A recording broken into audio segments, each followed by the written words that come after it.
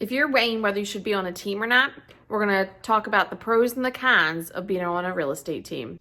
If you're stopping by for the first time, my name's Alicia, and if you're interested in growing your real estate business and learning all things real estate, make sure you hit the subscribe button and tap the little bell so we can have conversations in the future. We're going to go through the pros and the cons of being on a real estate team, and at the end, I have 2 questions that you have to ask yourself and the team that you might be on that will help you make the decision very, very clear. So let's start off with the elephant in the room, the first con, which is your commission split will be lower than if you were on your own. So if you're on a team, you could be giving a 50-50 deal, or maybe for listings, usually teams ask for a little bit more. Maybe it'll be 70-30 split. It's definitely specific to the team.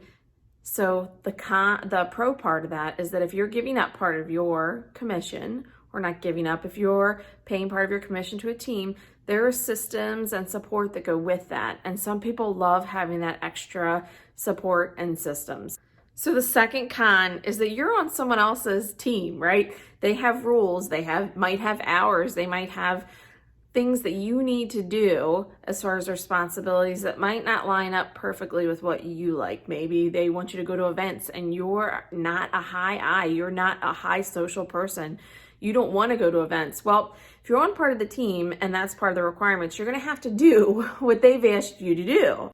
And if you were on your own, that would be on you to figure out what suits you, what gets you business in the way that you want, so how you would have flexibility if you weren't on a team. The pro part of that is it's all figured out for you. Like, here's what we're doing, you show up. You do what you were told you to do. So there's the pro part of that. You don't have to figure out a lot about going to those events or going to these things or doing your lead gen. They kind of have it spoon-fed for you. So another one of the cons, which is actually a pro too, is that they're going to give you leads, or at least supply some leads to you. The con part of that is that those leads may not be high quality, and they may be cold leads from Zillow or an advertisement that you really have to work to be able to close a deal from. So the time that you work on one transaction or to convert a person into your database or a person into a closing may be way higher than if you were not on a team closing sphere business. The pro part of that is that if you hate lead generating and you hate talking to people to try to get leads, that's a pro that they're giving them to you, but you're still gonna have to convert them. So you're gonna have to talk to somebody at some point. Another pro is that we talked about having systems and support, but the other part of that is that it's not all on you. You don't have to feel the 100% of the pressure.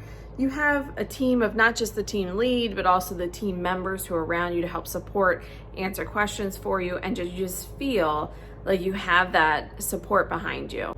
And there's always a con part of that too.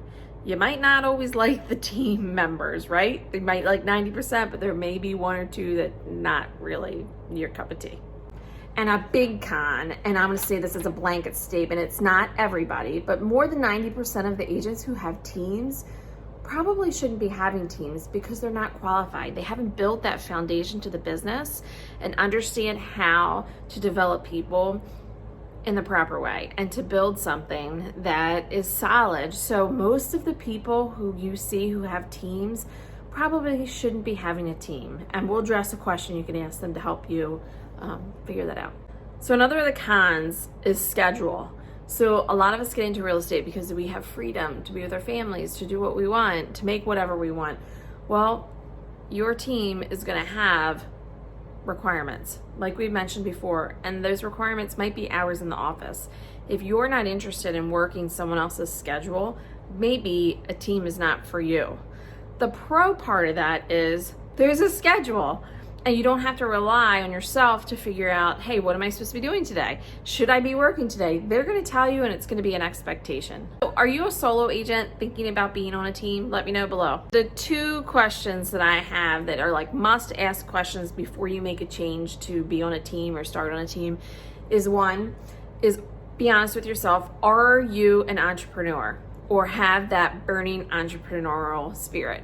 Because if you do, there ain't no job that you're gonna have that you're gonna be happy with 100%, because you have the heart of doing things on your own, of thinking of better ways, of challenging systems. That's just how entrepreneurs roll. So if that's what's in your heart, it's going to be very difficult to be on a team and go by someone else's rules and schedule and expectations, because your heart desires something totally different and they're going to work against each other. And I would say if you have that drive of an entrepreneur, you'll have no problem being a solo agent and being able to make that happen and get enough business to do it, because you do have that desire. The second question is for the team. So you want to ask the team, A, why do they have a team? What prompted them having a team? You want to know that first. And then you want to ask them to sit down and help you calculate what it would look like to what you're going to net on that team for the year. Not what your GCI is, not how many transactions you're going to have, what it looks like for you to work on that team and what you would actually net put in your pocket.